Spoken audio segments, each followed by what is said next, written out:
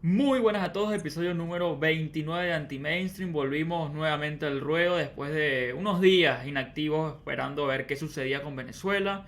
Como siempre, mi compañero Diego Loyo Rosales y un invitado especial, César Báez, quien es analista de Politics y productor de Reason. Hoy vamos a hablar de varios temas interesantes. Uno es esa subida de tono contra Edmundo González, las detenciones o la autodetención que se está eh, bueno, impulsando dentro del régimen, y también el tema de las sanciones, porque muchos nos quedamos esperando que llegaran sanciones individualizadas y lo que está sucediendo es todo lo contrario. Bueno, al menos por ahora no ha pasado nada de eso que se venía haciendo en las redes sociales. Diego, ¿cómo andas? Un gusto estar nuevamente contigo en Anti-Mainstream. Dale, Manuel, muchas gracias. ¿Cómo estás, César? Bienvenido a Anti-Mainstream. Hemos tratado de tenerte en el programa un par de veces. Qué bueno que esta vez lo logramos. Y bueno, para los que no lo conozcan, César Báez, cuando dicen analista de Politics, es Politics con K, es el nombre de la agencia. No es que César nos pidió que dijéramos política en inglés para presentarlo. Él no es tan así. Sin embargo, lo queríamos traer para hablar sobre los temas de Venezuela porque siempre hemos estado en contacto con él y tiene una visión un poco distinta a lo que la mayoría de los analistas que hemos traído a Anti-Mainstream tienen. Y yo te voy a ser sincero, Emanuel. Ujú. Estuvimos varios días esperando que sucediera lo que pensábamos que iba a suceder con muchos temas y no terminó sucediendo mucho, ¿no? Sí, Eh, absolutamente. esperamos que la reunión se filtró, que iba a haber una reunión entre AMLO, Petro, Lula y Maduro, y a pesar de que hubo unas declaraciones de Lula recientemente diciendo que Maduro estaba actuando de forma decepcionante, más allá de eso no sucedió, al menos oficialmente la reunión, no pareciera haber noticias en ese frente.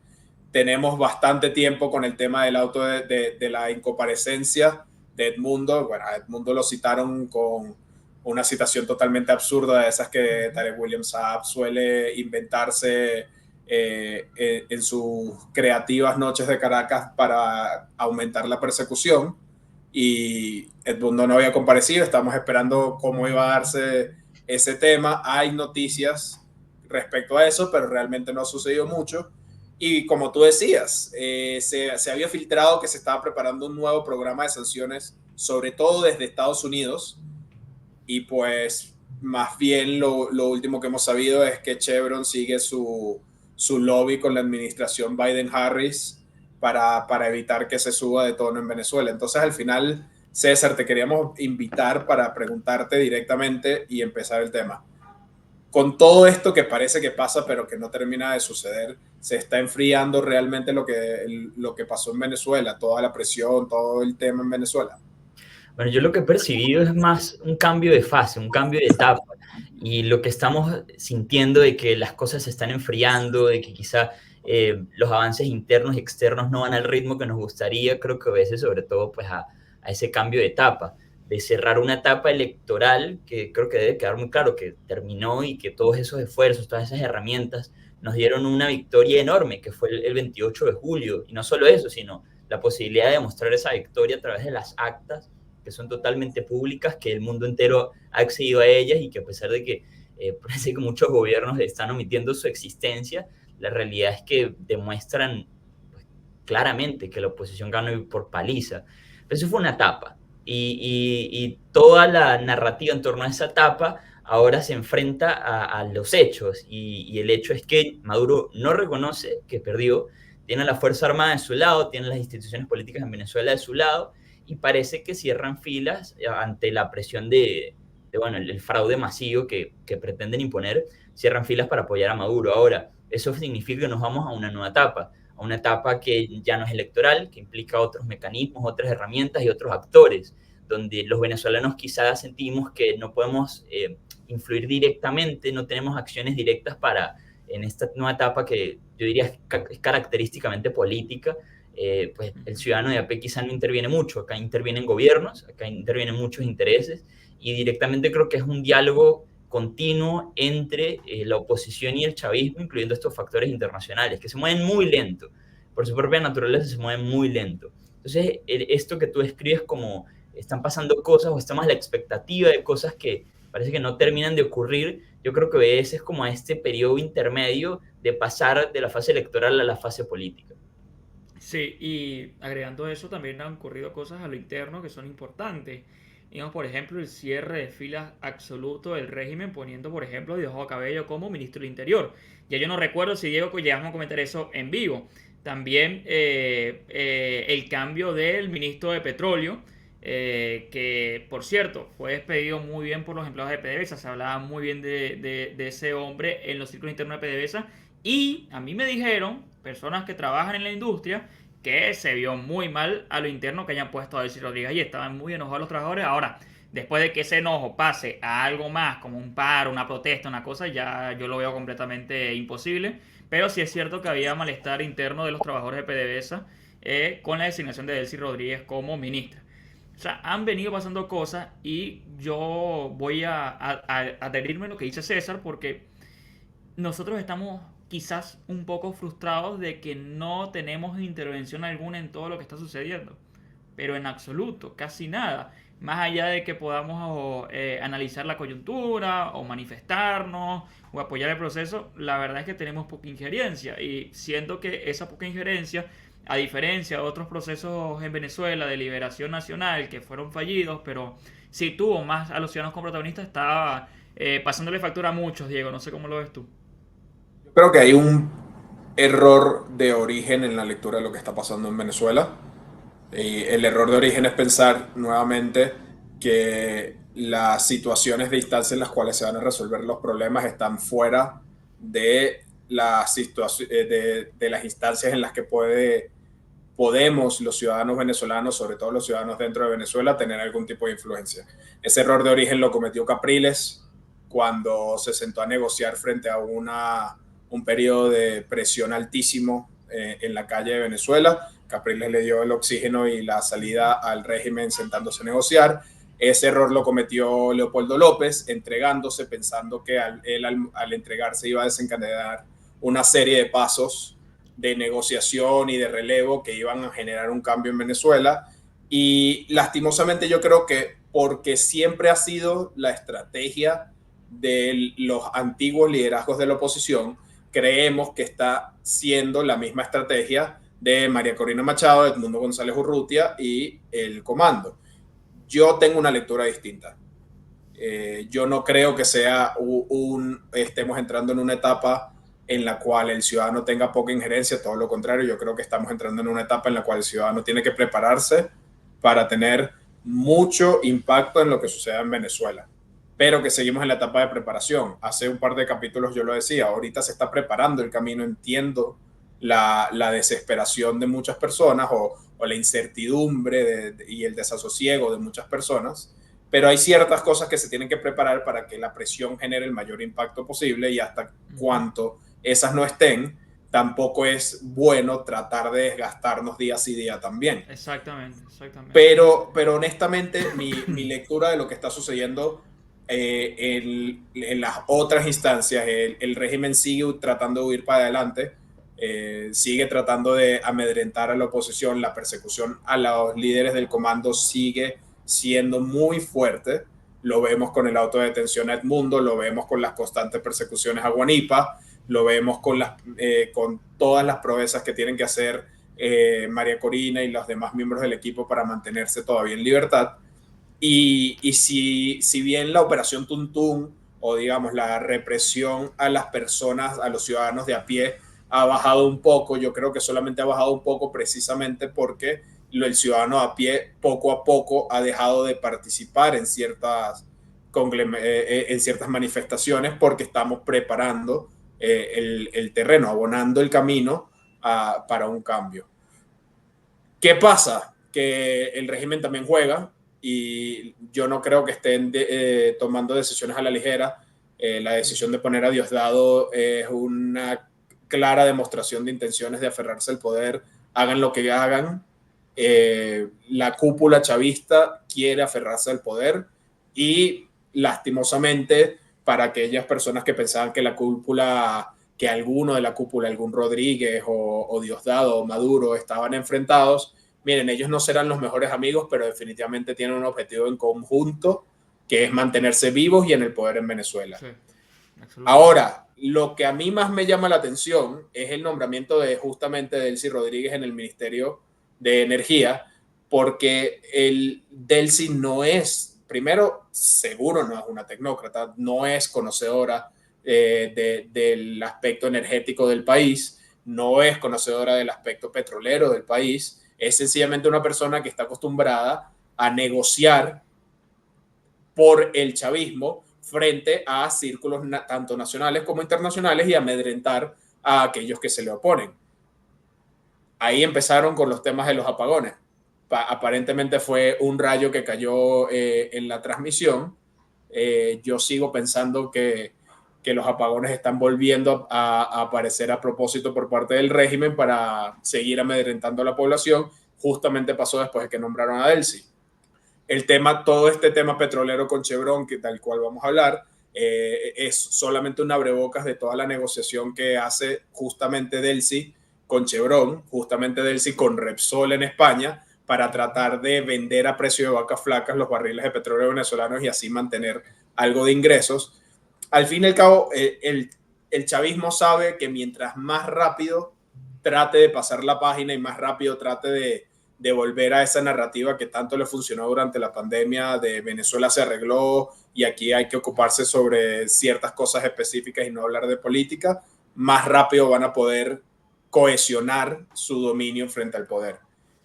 Mi duda sigue siendo ya no tanto qué estamos haciendo para evitar que el chavismo pase de página, sino por qué seguimos comunicando, César, como si estuviésemos en los días previos al 28 de julio y por qué no ha cambiado la comunicación de la oposición y sobre todo la comunicación del comando para representar justamente todos estos avances que está dando el chavismo. Yo creo que tú señalaste algo fundamental y es el hecho de que en esta etapa que implica negociación, el liderazgo opositor es distinto. Y creo que eso es una característica fundamental a partir de la primaria, en la cual muchas personas votan a María Corina Machado, bueno, muchas.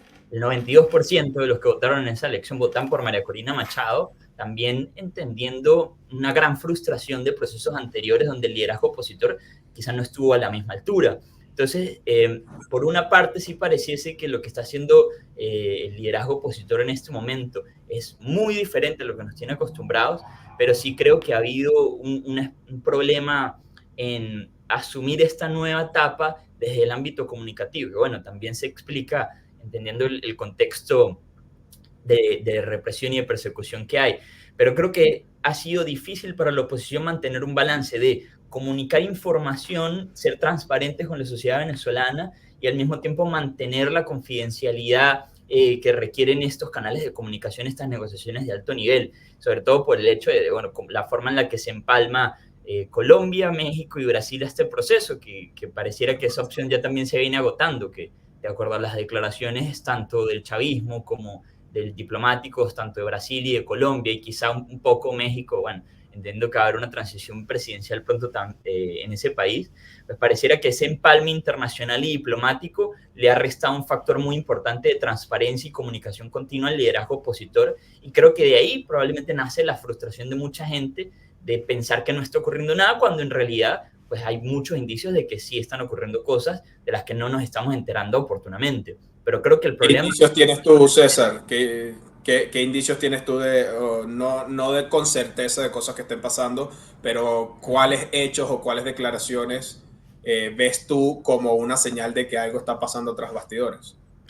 Bueno, puntualmente creería que el empalme con México, Colombia y Brasil de alguna manera permitían hablar directamente con actores dentro del chavismo, no solo con Maduro, sino con otros actores dentro del chavismo, pero parece que, como vengo diciendo, ese canal de comunicación se está agotando. Y yo creo que eso es muy importante porque en su momento Estados Unidos se adhirió a esa iniciativa, en vez de Estados Unidos tomar un liderazgo protagónico, como está acostumbrado a hacerlo, permitió que estos países con cercanía, que tienen cercanía con Maduro, tomaran la iniciativa de este proceso de negociación, que yo creo parte de la premisa de cuando nosotros ejercimos máxima presión sobre Venezuela, cerramos todos los canales y aún así el régimen logró sobrellevar esta etapa. Entonces intentemos todo lo contrario, intentemos mantener los canales abiertos, aunque no confiemos en los actores, pero depositamos cierta esperanza sobre ellos.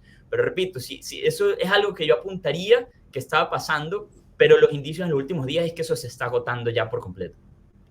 Bueno, yo siento, viendo y debatiendo sobre ese punto, que yo no sé si ese canal se vaya a cerrar en definitiva. Puede ser que no nos lleve a una salida del régimen, es cierto. Yo no veo que Maduro vaya a entregar, ni Delcy, ni Diosdado, ni Jorge Rodríguez vayan a entregar el poder por una negociación encabezada por Petro, Lula y Aldo. Pero yo estoy diciendo que eventualmente eso puede ser una válvula de escape. Yo no cambio mi percepción de que ellos pueden ser la válvula de escape llegado un momento crucial donde la presión interna lleve al régimen a salir y a los altos mandos a salir de la situación. Y eso se va a hacer a través de AMLO, Lula y Petro. No de Trump, ni de Harris, ni de Biden, ni de, no sé, Milei en Argentina o Bukele en El Salvador. Yo mantengo esa postura y por eso es que yo nunca tuve fe de que Lula, Petro nos vayan a ayudar a lograr un cambio de régimen. En todo caso te pueden ayudar con una eventual transición real, pero eso está supeditado a lo que logremos hacer nosotros a lo interno.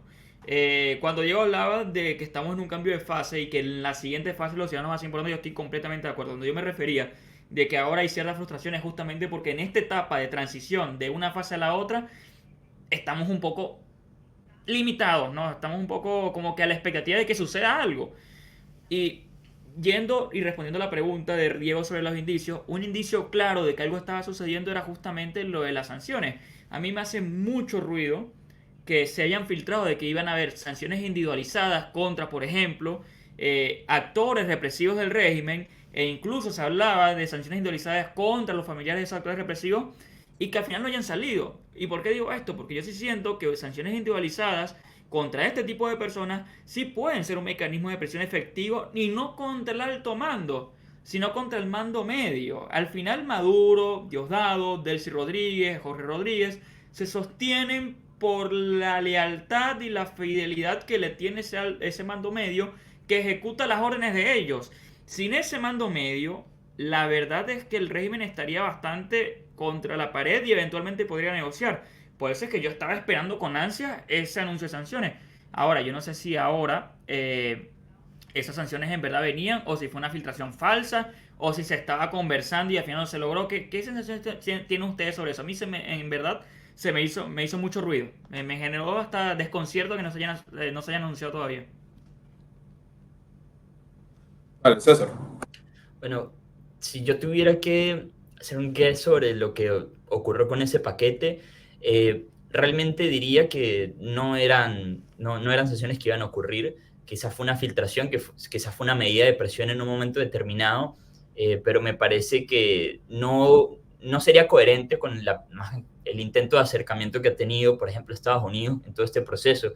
Y como dije hace un momento, de alguna manera Estados Unidos cede el testigo a Brasil, Colombia y México, y ninguno de esos actores está interesado en que se apliquen nuevas sanciones. Todos esos actores ven las sanciones como a los ojos, sienten que eso les cerraría el camino para negociar y realmente tampoco están o nunca han sido partícipes de la política de presión hacia Venezuela por ya cuestiones de cercanía ideológica. Yo creo que realmente nunca iban a pasar, simplemente fue algo que se puso sobre la mesa para presionar. Diego, ¿tú tienes Sí, yo quería comentar tres cosas distintas de lo que mencionaste. Lo que está pasando, la comunicación, o sea, lo que está pasando con la comunicación del comando, el efecto que eso tiene en las personas y por último el tema internacional. Vamos a empezar por el tema internacional porque era justamente lo que estábamos hablando. La actitud de la administración Biden-Harris no me sorprende en lo absoluto. Tengo meses diciéndoles que Biden y su administración siguen la doctrina Obama, la cual básicamente dice que dejen que cada uno de los líderes regionales del momento que sean afines a mi ideología tomen las decisiones sin que Estados Unidos intervenga directamente. Eso lo aplicó Obama en todas partes del mundo con resultados catastróficos, sobre todo en Latinoamérica y Medio Oriente, pero bueno, en el resto del mundo resultados catastróficos en todo escenario geopolítico.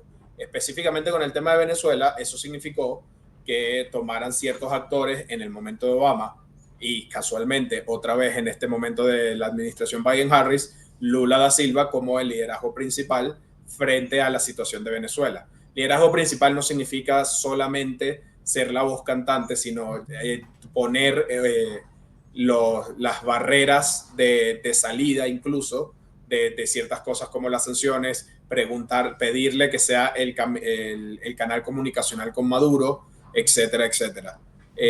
Pero esta vez, sí es verdad, como bien decía César, que más allá de Lula hay una especie de concierto entre las izquierdas, vamos a llamarlas semidemocráticas, porque no son realmente democráticas, pero semidemocráticas de Latinoamérica, que son México, Colombia y Brasil. Desde la administración Biden se les permitió a ellos que tomaran las riendas de la situación de Venezuela, en parte porque Venezuela para la administración Biden y Harris no es importante desde un punto de vista geopolítico, y en parte porque los actores afines ideológicos a la administración Biden-Harris en Latinoamérica les solicitaron mayor protagonismo, en el caso sobre todo de Lula, pero también de Petro y de AMLO. Entonces, específicamente con el tema de las sanciones, la verdad es que yo, igual que tú, Manuel, me hice un poco de ilusión, no necesariamente por estas sanciones en específico, sino porque el mensaje de las sanciones parecía indicar que Estados Unidos iba a volver a tomar un rol protagónico en el tema Venezuela y que realmente iba a subir el interés que tiene actualmente con un cambio de régimen, y resulta que nos quedamos en nada, como en todas las cosas geopolíticas de la administración Biden-Harris, nos quedamos otra vez en mucho ruido y pocas nueces. Pero la verdad no te sé decir por qué salieron o no salieron, solamente te sé decir una cosa, y es algo que discutíamos en privado con algunas personas. Hay muy pocas formas en las cuales se puede generar presión al régimen, ninguna de las cuales por sí misma genera presión suficiente para que el régimen caiga o el régimen salga. Hay pocas formas de presionar al régimen tan efectivas como las sanciones. Hay pocas formas de hacerlo. Y lastimosamente hay muchas personas dentro y fuera de Venezuela que por ciertas situaciones, ya sean políticas o personales, no se pueden permitir eso. Por fortuna, yo sí me lo puedo permitir. Las sanciones tienen un efecto negativo en el venezolano común, sí, 100% negativo. Pero el mayor efecto negativo que tiene el venezolano es justamente que se mantenga el régimen en el poder en Venezuela, y las sanciones son un mecanismo de altísima presión precisamente para evitar que el régimen se mantenga en el poder por mucho más tiempo. Y para aquellas personas que obviamente van a saltar despavoridas y decir es que ya se intentaron las sanciones y no se logró nada, les recuerdo que las sanciones se lograron, uno, en un sistema, en un momento en el cual el liderazgo opositor era totalmente distinto. Dos, en un momento en el cual la legitimidad de origen era cuestionable con el tema del interinato, cosa que ahorita, con más del 70% de los venezolanos votando por Edmundo González Urrutia, no es cuestionable.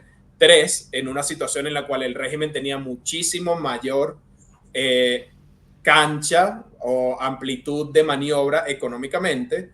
Y cuatro, en una situación en la cual había mucha menos gente pasándola mal económicamente.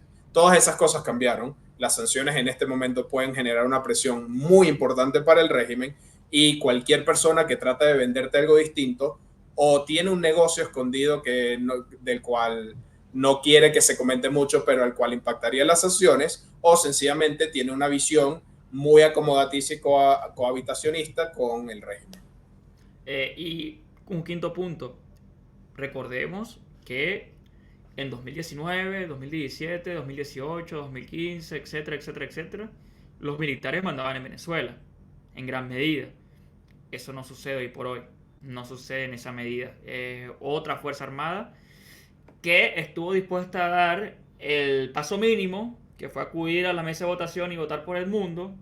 Sabe, es público conocimiento que en las mesas donde votan militares ganó Edmundo González, pero no han dado ese paso definitivo de, por ejemplo, voltearse, ¿no? Que es lo que queremos en definitiva. Es el paso que necesitamos. Y bueno, toca trabajar en base a ello, intentar lograr ese objetivo, porque sería fundamental.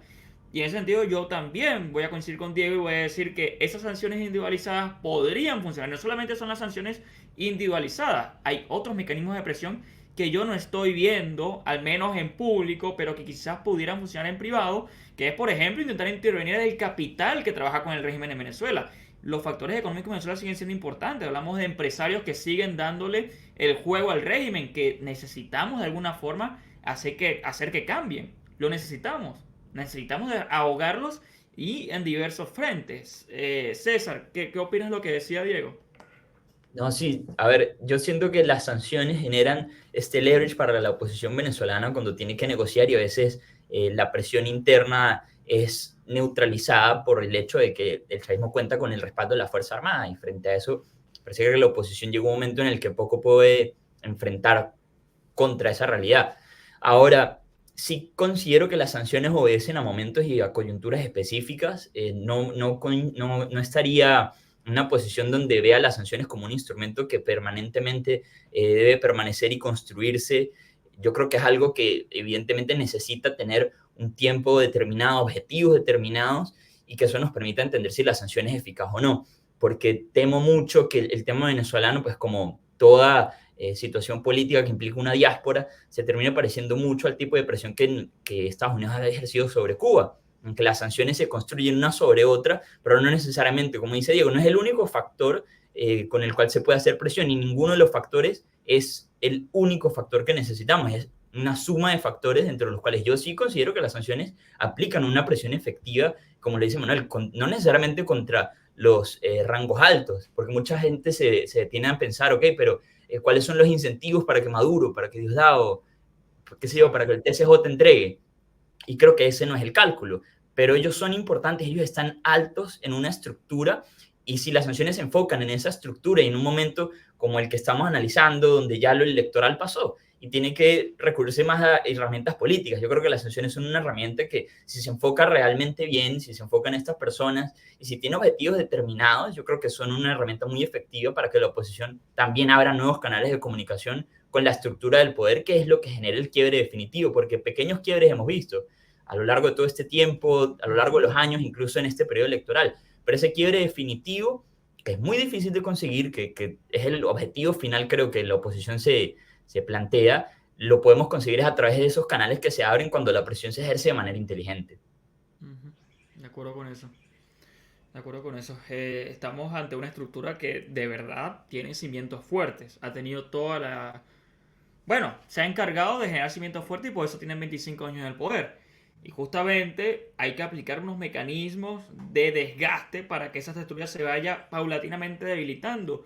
Y hay tiempo. Y hace unos programas, y yo quiero volver a ello, hablábamos de que históricamente los procesos de la oposición han tenido dos enemigos. Uno es el régimen, que ya de por sí es un enemigo bastante fuerte, que sigue siendo fuerte. Y otro enemigo ha sido el tiempo. Siempre el tiempo jugó en nuestra contra. ¿Por qué? Porque apostábamos a que la calle iba a ser suficientemente fuerte para imponernos y hacer que ellos entreguen el coroto. Y la verdad es que con el tiempo ellos simplemente reprimían, te desgastaban. En algún momento llegaba la desesperanza, la decepción, llegaba el diálogo, se enfriaba la calle y eso moría. En esta ocasión, la oposición, creo que inteligentemente, comprendiendo también un poco sus limitaciones operativas en cuanto a operar en esta maquinaria terrible de represión, se dio cuenta de que no es necesario mantener a la gente constantemente en la calle y que eso eventualmente podría ser contraproducente. Y está apostando al juego largo. Y el juego largo, hombre, quizás uno no lo está viendo ahora, pero sí genera reacciones del régimen. Genera, por ejemplo, que tengan que cambiar parte de su ministerio. Genera, por ejemplo, que tengan que estar constantemente en televisión dándole mensajes a los militares de que tienen que estar a pie de cañón, que tienen que ser fieles, que si no, cuidado, que nos pueden tumbar. Genera, por ejemplo, que tengan que estar amenazando a Mundo González, pero todavía no ejecutan ninguna orden en su contra, no lo van a buscar. Genera que ellos estén a la expectativa. Esto yo no lo veo enfriándose. Muy al contrario, yo veo gestándose un eventual choque de fuerza donde hay que ver cómo se está preparando la oposición. Yo creo, y es más, estoy hasta seguro que la oposición sabe que tiene que trabajar tras bambalinas para eventualmente tener la suficiente fuerza en ese choque. Si no lo está haciendo, estaríamos ante una decepción más grande incluso que otros procesos políticos. Pero yo creo que eso está sucediendo honestamente. A ver, esa sería mi expectativa también por las conversaciones que he tenido con la gente del comando antes y después del 28 de julio. La realidad es que en muchas fases de esta etapa vamos a llamarlo el liderazgo de María Corina Machado, desde mucho antes de la primaria, cuando ya se sentía como la líder de la oposición, a pesar de que habían factores dentro de la oposición y bueno, y de la no tan oposición que se negaban a aceptarlo. Desde incluso esos momentos, a meses o incluso un año antes de la primaria, siempre hubo dudas con respecto a la estrategia. Oye, ¿por qué la estrategia electoral? Resulta que la estrategia no era electoral, el electoral era una herramienta de la estrategia. Oye, ¿por qué te vas a enfrentar legitimando a la gente de la Mesa de la Unidad? Pues resulta que no es que los voy a legitimar, es que les voy a sacar 92% y los voy a dejar tan desarticulados que todas las personas, incluso aquellas que quieren derrumbar el liderazgo de María Corina Machado, sencillamente han tenido que plegarse a ello. Voy a generar un impacto tan fuerte que aunque me prohíban correr como candidata, que es lo que le hicieron a María Corina Machado, la decisión del candidato va a pasar por mí y por más nadie, por mí y por mi equipo, pero por más nadie de fuera del equipo de María Corina. Tuvo tanta fuerza y tanta contundencia esa estrategia que hasta personas que nosotros abiertamente en este programa hemos llamado actores del chavismo como Manuel Rosales han tenido que plegarse y aceptar que el liderazgo de la oposición lo tiene que llevar María Corina, porque toda la estrategia que intentó Manuel Rosales para neutralizar a María Corina le salió por la culata. Incluso aquellas personas guabinosas o cohabitadores tradicionales como Capriles han tenido que sencillamente callarse o medio desaparecer por el golpe que les da María Corina en las primarias y todo el crecimiento del liderazgo de María Corina post primarias hacia la elección se cementa en dos cosas. Por un lado, la certeza en sus principios y sus valores, en los cuales lo que María Corina Machado quiere es salir del régimen, y por otro lado el pragmatismo de María Corina y de su equipo para responder a todas las barreras que tanto régimen como falsa oposición han tratado de imponer. Entonces, llegados al 28 de julio, sacan una jugada espectacular, que es que por primera vez en la historia electoral de Venezuela tenemos forma de buscar las actas de más de 80%, revisar los resultados, cotejar los resultados y ver que en efecto Edmundo González Urrutia ganó esa elección. Algo que todos los líderes de la oposición siempre hablaron de hacer y nunca hicieron. María Corina Machado logró hacerlo, el equipo de 20 Venezuela logró hacerlo, y eso les permitió generar una serie de mecanismos de presión adicionales. De ahí en adelante, la estrategia ha sido mucho menos pública, y yo entiendo que sea mucho menos pública y en ningún momento solicitaría que esa estrategia fuera pública, porque básicamente sería de autoderrotarnos exigir que esa estrategia sea pública, pero precisamente por pasar a un plano menos público se han generado ciertas incertidumbres que yo en muchos momentos he compartido. La incertidumbre de, oye, si sabíamos que el régimen no iba a entregar, ¿por qué no estábamos preparados para ello? Mira, parcialmente resulta que sí estábamos preparados en el sentido de que teníamos vías de comunicación internacionales planteadas, teníamos la página web para cotejar los resultados y teníamos una serie de protocolos para generar presión de calle que aún no han sido activados y que el equipo de María Corina Machado y los demás equipos han seguido para evitar que sean apresados por el régimen. Oye, si sabíamos que el régimen iba a huir hacia adelante y aumentar la represión, ¿por qué no teníamos una contrapropuesta frente a esa represión? ¿Por qué no aumentamos la presión de calle para elevar el costo de la represión? Por lo que decía César justamente sobre los procesos anteriores.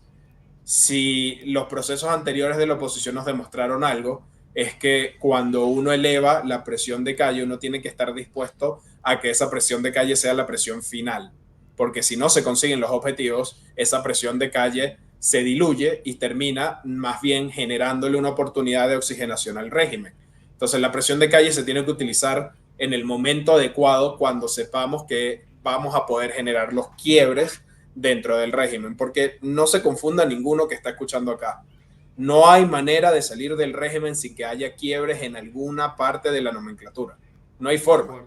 Y los quiebres se consiguen de una de tres formas. Una invasión extranjera que no va a suceder y que no está en los intereses de ninguno de los países de la región. Una especie de guerra civil, para lo cual está muy difícil que la población venezolana opositora esté preparada por ausencia de armas y porque además el régimen tiene muchísima más experiencia y muchísimos más aliados dispuestos a matarse en las calles, o un quiebre interno de las fuerzas represivas generado por la presión interna y externa. Y eso último es a lo que está jugando María Corina Machado, y eso último es, en mi opinión, la mayor posibilidad que tenemos de cambiar el régimen, generar suficiente presión para que se quiebre el chavismo. ¿Cuándo va a ser eso? No lo sé. Y desearía saberlo porque muchos de nosotros en verdad seguimos sin entender cómo podemos mantenernos activos y aumentar la presión al chavismo sin participar directamente o sin que haya una participación directa de presión de calle dentro de la estrategia. Y ahí yo creo que, y le doy paso a César, yo creo que ha sido, digamos, el mayor hueco, la mayor flaqueza del comando del 28 de julio para acá, entendiendo por supuesto la situación de persecución bajo la cual se encuentran amenazados, pero sí creo que comunicacionalmente ha faltado, no que nos digan la estrategia, pero que nos generen, que nos llenen el vacío más allá de decir ganamos y eso es histórico. César, ¿qué piensas tú al respecto? Bueno, mucho antes de la elección, desde Politics nosotros lanzamos un video que titulamos La ruta hacia la victoria, que básicamente decíamos que para lograr una transición hay que lograr tres cosas. El primer paso era la expectativa de cambio, y yo quiero centrarme en esto, porque la expectativa de cambio hace 2 años era algo que no existía en Venezuela. La oposición estaba completamente desacreditada, desarticulada, no había un rumbo claro, Juan Guaidó estaba en el exilio, la presidencia interina, que fue el mayor intento por lograr una transición, no logró su objetivo. El venezolano simplemente no confiaba, y al mismo tiempo, ya como lo decimos antes, estaba esta narrativa de Venezuela se arregló, y ciertamente gracias al flujo de divisas hay algunas burbujas que dan esta sensación de que en el país hay una mejor calidad de vida, pero los problemas siguen allí, los servicios públicos siguen siendo igual de deficientes, la inseguridad sigue igual de latente, los problemas, o más bien la causa de todos los problemas por los cuales más de 8 millones de personas salieron de Venezuela siguen ahí, el chavismo sigue en el poder, nada se había arreglado. Entonces, en esa situación era un reto enorme levantar esa expectativa de cambio, y se logró.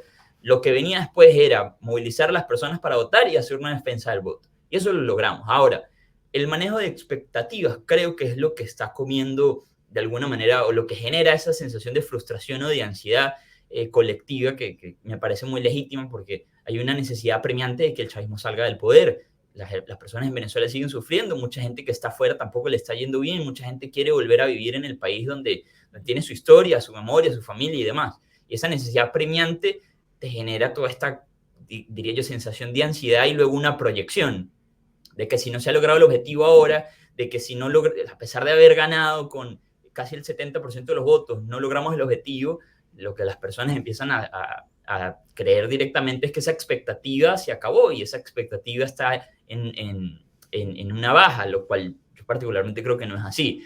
Lo difícil es poder conciliar esa necesidad apremiante con una nueva etapa que no es, o que más bien cambia el objetivo en términos temporales del 28 de julio para muchas personas que de repente consideran que el 29 de julio ya iba a haber una transición en Venezuela.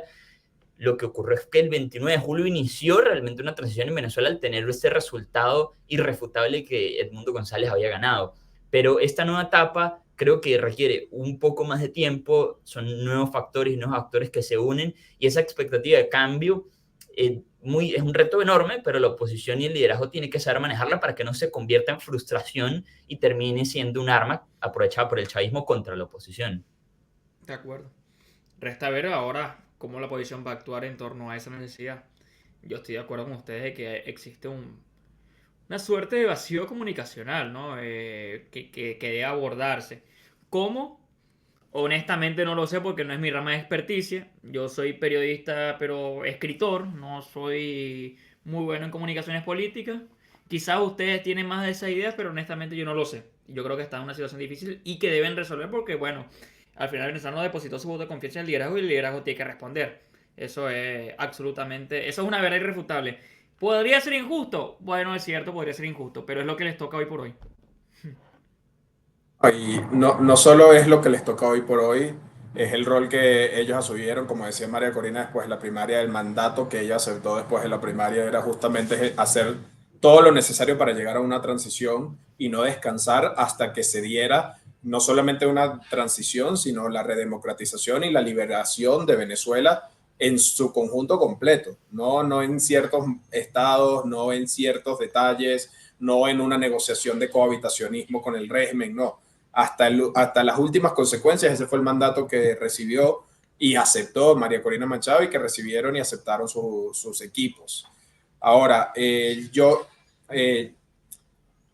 no te voy a responder, Emanuel, cómo se debe llenar ese vacío comunicacional por dos razones. Primero, porque respeto muchísimo a las personas cuya responsabilidad realmente es esa y no voy yo a pensar que tengo todos los detalles y todos los hechos y todas las cosas que hay que tener a mano para diseñar una estructura de narrativa como tal. Y segundo, y principalmente porque hay que entender en qué etapa del pase entre fases que mencionaba César, de la fase electoral a la fase de presión máxima, estamos pasando de una fase a otra, tenemos ya más de un mes tratando de hacer que encajen las piezas y sin esa información es muy difícil generar una respuesta narrativa. Lo que sí sé, lastimosamente, es que el régimen ha generado su propia narrativa.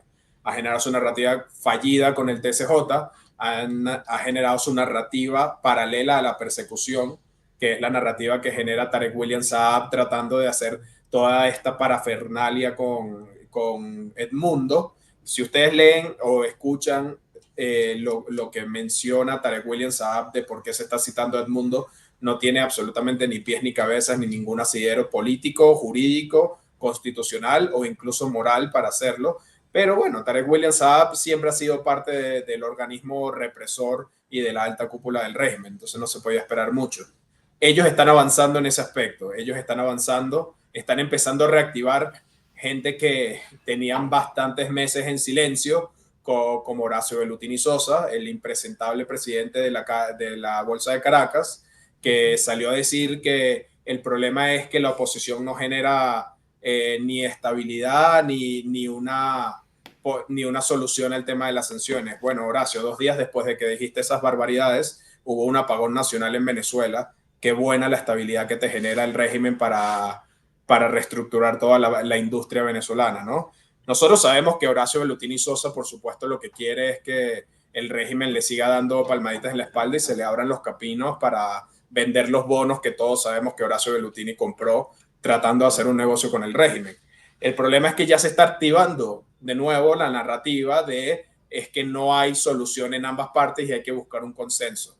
Lo vimos en el rector de la UCAP también con unas declaraciones nefastas, lo estamos viendo con los empresarios boliburgueses cercanos al régimen, lo estamos viendo con la reactivación de ciertos analistas que habían estado en silencio durante mucho tiempo después de la elección. Y toda esa narrativa, la respuesta del comando ha sido un mensaje todavía de hicimos algo heroico, que sí es verdad, que sí lo hicimos y que hay que recalcarlo. Ganamos el 28 de julio, que sí es verdad, que sí lo hicimos y hay que recalcarlo, pero no dan ese tercer paso, no dan ese paso hacia el futuro, no llenan ese vacío de esto ya lo hicimos, ¿qué es lo que vamos a hacer para contrarrestar la narrativa? Y de nuevo, y quiero ser muy claro en esto, yo entiendo la situación de persecución en la cual están los equipos de María Corina Machado, entiendo lo difícil que es tratar de hacer todas las cosas a la vez cuando tienes que estar escondido porque te está persiguiendo, tratando de secuestrar el régimen. Sé que es difícil llevar una agenda de medios múltiple, incluso en las mejores de las circunstancias. Y María Corina Machado ha estado, por ejemplo, entrevistándose con ciertos sitios aquí en México. Ha salido en las últimas 2 noches y hoy por tercera vez va a salir en uno de los noticieros más importantes de México. Ha hecho presentaciones con influencers, ha hecho entrevistas en Colombia, en Argentina, en Estados Unidos. Mediáticamente ha generado mayor presión para que los aliados del régimen y los no aliados del régimen hagan su trabajo desde afuera, pero lastimosamente hace falta que se haga un trabajo hacia adentro. Y no me refiero solamente a un trabajo de estratégico de cómo salir del régimen, que eso yo confío que lo están haciendo, sé que lo están haciendo y que no estoy criticando en lo absoluto, porque la verdad me quito el sombrero frente a las personas que se están jugando el pellejo para ejecutar esa estrategia. Pero hace falta una comunicación que vaya hacia adelante, una comunicación que conecte el sentimiento de victoria del 28 de julio, el sentimiento de irreverencia, de rebelión que había el 29 y el 30 de julio, y que conecte eso en el tiempo hacia el futuro, en vamos a lograr salir del régimen, vamos a cobrar, como dice el comando, vamos realmente a generar una transición y vamos a generar una situación en la cual Venezuela finalmente va a ser libre.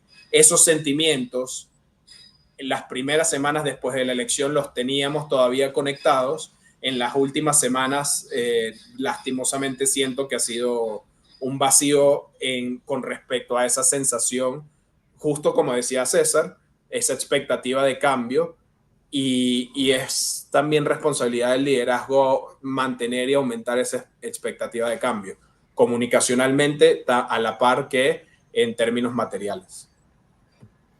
De acuerdo. César, ¿algún comentario? Yo creo que para ir cerrando, ¿no? Sí. No, yo me uno completamente a lo que dice Diego porque también siento una grandísima admiración y respeto por todas las personas que están poniendo el pellejo en Venezuela e incluso también fuera de Venezuela. Pero bueno, es muy fácil para mí criticar y decir qué hacer sin estar directamente involucrado y quizás sin tener en cuenta muchos factores que las personas que están involucradas allí sí están. Pero eso es lo que realmente me lleva a afirmar es que hay una confianza que María Corina ha venido construyendo desde hace mucho tiempo, un mensaje que ha sido siempre coherente, muy contrario al liderazgo opositor o al status quo opositor o a la Mesa de la Unidad Democrática, G4, como se quiera llamar, pero eso es una confianza bueno, como se dice, la confianza no es algo que se otorga, la confianza es algo que se gana, y creo que esa confianza de alguna manera también es un respaldo grande que nos lleva a afirmar estas cosas. No, creo que no es por vanidad, estoy seguro que no es por simplemente congraciarse con las personas que estén en el liderazgo, porque o sea, cuando hay que criticar, es la única manera de mejorar y corregir, y sobre todo en un tema tan importante como este. Pero creo que esa relación de confianza nos hace entender de que el silencio no significa inacción, o que la falta de ruido no significa desarticulación. El venezolano no esté todos los días en la calle, todas las semanas, como en algún momento estuvimos, con agendas semanales, sabiendo qué se iba a hacer cada día en la calle. Creo que también responde a lo que ha dicho María Corina, de que esto es un llamado a la calle, pero calle inteligente, y en un contexto de represión que hay que decirlo, nunca habíamos visto, y en Venezuela hemos visto cosas horribles. No es por menospreciar lo que ha ocurrido antes, todos vivimos las protestas y todos vimos lo que ha ocurrido. Y aún así lo que está pasando en este momento y la escala de represión, de acuerdo a las organizaciones de derechos humanos, es mucho peor. O sea, la comparan con las dictaduras militares como las de Pinochet o la de Pérez Jiménez en Venezuela. Entonces, teniendo en cuenta todos esos factores, yo creo que la sensación que debe quedar es esa, la de confianza, la de entender de que esto es una nueva etapa a la que estamos transicionando todavía. Logramos un éxito enorme el 28 de julio, no es que no se logró nada, no es que ahora estamos yendo por un plan B. Creo que la oposición ha planificado escenarios y sigue estando dentro del plan A. Me hubiera gustado que el cambio hubiese llegado el 29 de julio como a todos, pero creo que esa sensación de confianza es algo que se gana sabiendo quiénes son las personas que están en el liderazgo opositor, quiénes son los que están haciendo estas gestiones y quiénes son los que en futuro liderarán la transición. Y creo que eso es lo fundamental para entender de que no hay ni calle que se enfría ni desarticulación, sino un manejo muy inteligente y muy responsable de los recursos por parte del liderazgo. De acuerdo. César, muchas gracias por venir a Anti-Mainstream. Esta es tu casa para cuando quieras volver a aparecer. Vamos a estar aquí con las puertas abiertas. También un mensaje a la gente, a los que nos están oyendo, que cada vez son más. Quizás una disculpa porque no nos hemos conectado como siempre hacemos semana a semana, pero es que en verdad teníamos que esperar a ver qué sucedía para poder hablar. No, tampoco podemos ponernos aquí a hablar sin que sucedan las cosas. Entonces, también por allí quizás un mea culpa, ¿no? Para los fieles oyentes que siempre están atentos a los videos. Sí, realmente nos quedamos a la expectativa de que sucedieran ciertas cosas, que se confirmaran ciertas cosas que ya se estaban rumoreando que no se confirmaron, ya lo mencionamos durante el capítulo, y todavía queremos seguir hablando del tema de Venezuela. Al final, Emanuel y yo somos venezolanos, estamos altamente involucrados en que se genere un cambio en Venezuela, es nuestro mayor anhelo, y por eso habíamos dejado de tener contenido sobre ciertas otras regiones o ciertos otros temas o países. Sin embargo, a partir de ahora vamos a seguir teniendo Venezuela como prioridad, pero vamos a empezar a hablar de todos los temas, la situación nefasta que está sucediendo con el juez de Moraes en Brasil. Se está calentando la campaña electoral de Estados Unidos. Para eso seguramente llamaremos a César para que nos comente un poco desde su trinchera. Pero ha mejorado muchísimo la situación económica en Argentina, y la situación política ha llegado a un punto en el cual las excusas de los kirchneristas cada vez son más ridículas. La verdad es que está pasando mucho en la región, y sí vamos a tratar de retomar esos temas a los que estábamos acostumbrados, sin dejar de priorizar a Venezuela. Y bueno, finalmente agradecerles a todos los que escucharon hasta acá, como siempre. Muchas gracias por sintonizarnos. Si les gustó el canal, si les gustó el video, denle like, suscríbanse. Vamos a estar subiendo contenido en nuestras redes, en Instagram y en Twitter a lo largo de la semana. Y seguramente nos veremos de nuevo la semana que viene. Como siempre, muchas gracias por sintonizar y cuídense mucho. Muchas gracias. Muchas gracias, César. Gracias a ustedes por la invitación.